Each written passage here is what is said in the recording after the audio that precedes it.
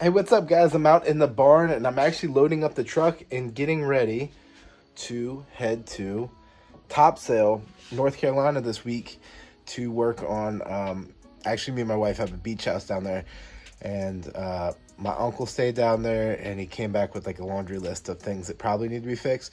Plus we have like a TV with like a first generation Roku, and the microwave has gone out. So anyway, I'm loading up the truck with a bunch of tools and heading down to North Carolina. That being said, I'm going to be taking my boat and try to get some fishing time. The one thing I wanted to do today while I'm loading up my boat is kind of show you the little boat.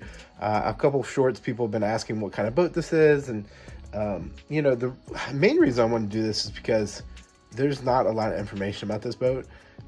You can buy them all day long, and there's forums about hunting and stuff like that these things show up on. But it's actually been a really great addition to fishing as well. So while I've had this boat for about 6 years, I've used it for about a year now, because I've always had a bigger boat. I've always had bass boats, center consoles. Me and my wife bought this beach house that I'm going down to because I loved fishing down there so much, but unfortunately the boat was the down payment on the house. So I'm making do with this little kayak thing, and it's called a Beavertail Stealth 2000. And it's a double man sneak boat, duck boat thing. It's really meant for hunting, I think, but it's kind of got a catamaran style to it. So let me turn you around. Well, here it is in all of its glory. Don't mind the mess, the barn's a mess. But anyway, it's a catamaran style, and I put it on this jet ski trailer, but it's catamaran style, so it's extremely, and I mean extremely, stable. I can get in and out of the boat while it's floating, and I'm 300 pounds or 270 pounds, something like that. I've had 2 men float down the river duck hunting out of this boat with waders, guns, the whole 9 yards, and it never had an issue. So that's what I originally had it for, was just simply that, like river, shallow water. I just need a little boat with a little electric motor to get me in and out a couple 100 yards or whatever it is. And then once I sold my boat, it kind of turned into what it is right now, which is a different beast at this point. This truly is like a big man kayak boat. You know, it's extremely stable, and like it catches fish. It drafts in like 4 inches of water or something like that. So, I mean, if you're looking at a kayak and you're thinking about getting something that's just a little bit bigger that can put 2 people in it, something that should be on your radar. Plus, it's, you know, it's like $1,200, which is extremely cheap compared to some other boats. So, yeah, that other boat, that other seat right here actually fits right here. And I've kind of rigged it, and I'll show you the whole rig out system here in a second. But it sits right here, and we'll actually put a second person right here. And it doesn't come with a trolling motor. It doesn't come with actually any motor. I think it's mostly meant to be paddled.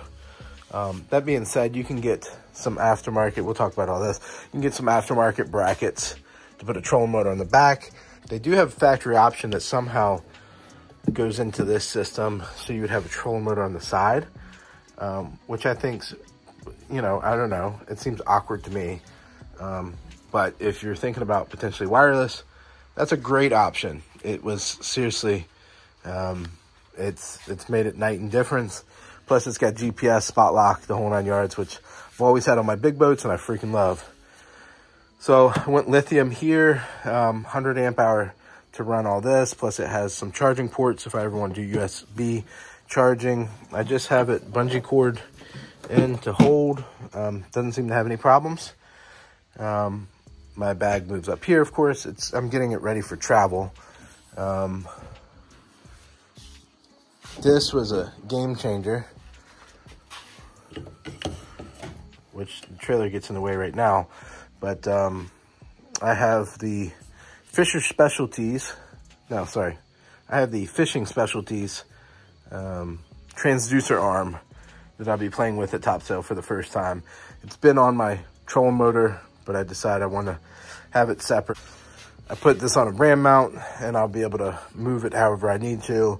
I do have a new part coming in that will be on another ram mount, so I can really move the transducer however I want, whether it's forward facing down or the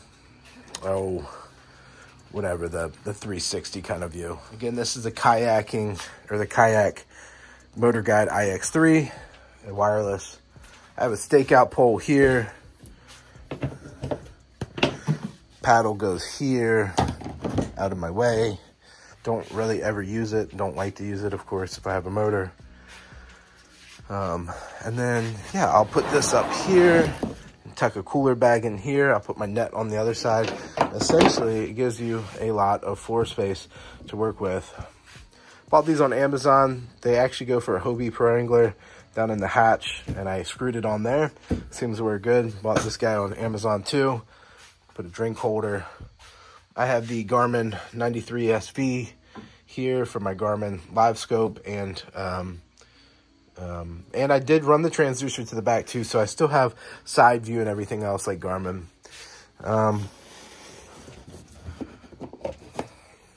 Just put a milk crate here. Screwed that on for some rod holders because while this gun does come with gun holders, it doesn't come with any rod holders.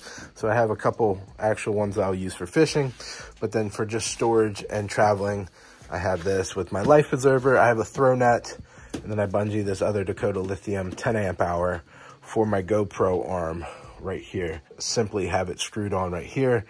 I have a 6-foot cord or something like in here, and I'll just plug this in and then run my GoPro off the back. And then I have my other one on my chest. But yeah, you have more storage down here. It's supposed to be dry storage, with me being as big as I am, plus this thing all loaded out, sometimes not dry storage, so I don't really put anything in there.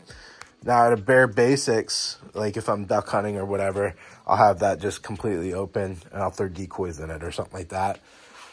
And then, yeah, I usually don't even put the second seat in either. Like, we're in waders and stuff like that, so we'll just flop down here. I'll take that seat off even too, and it'll be pretty stripped out. Again, just don't need it all when we're duck hunting. I have something actually in here. I have all the cords for this contraption here for the transducer for side view and all that kind of stuff. I have it. I did not glue it on. It's just simply if I hit something, it will give. I just have a bungee cord on there kind of holding some pressure. That's my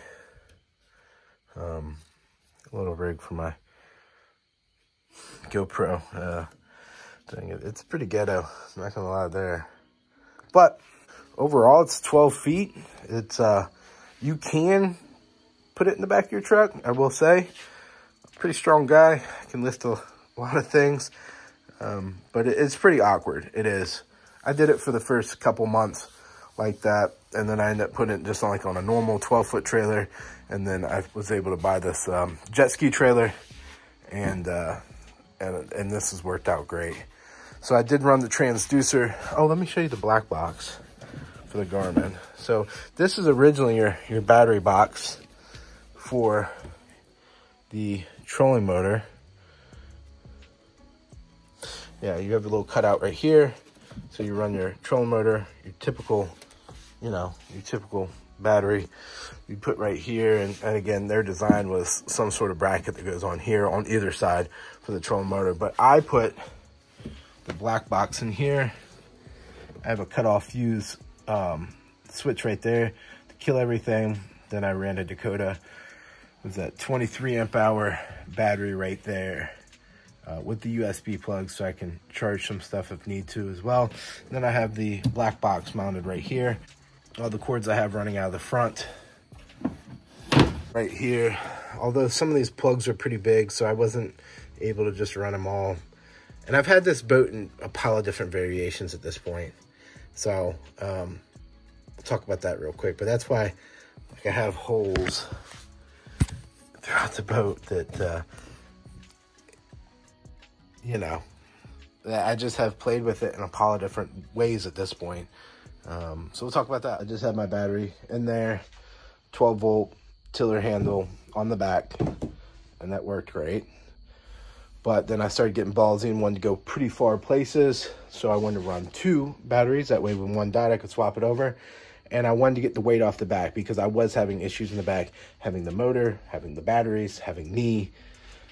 So I actually put that seat right there in the front of the boat. And then I ran a piece of conduit pipe up the side and it would come out.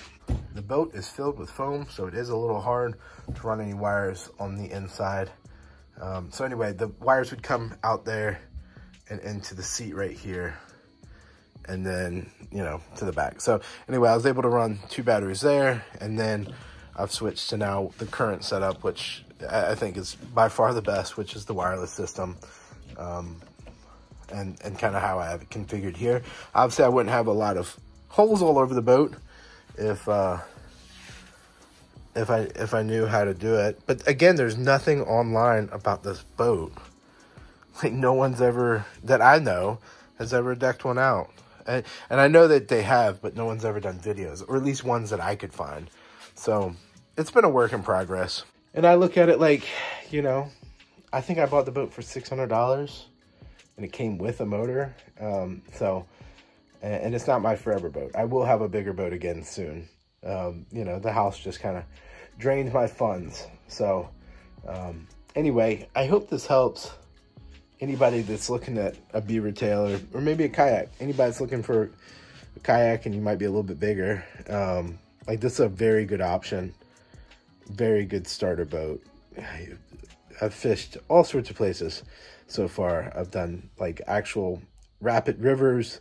I've fished lakes. I have fished sounds, fished tidal rivers. And this year I probably will take this thing out of the inlet on an easy day and go out into the ocean a little bit. Worst case scenario, I'm swimming back, right? Although it's filled with foam, so it's not going to sink. And I'll have to take my Garmin Live with me because that's not getting left behind.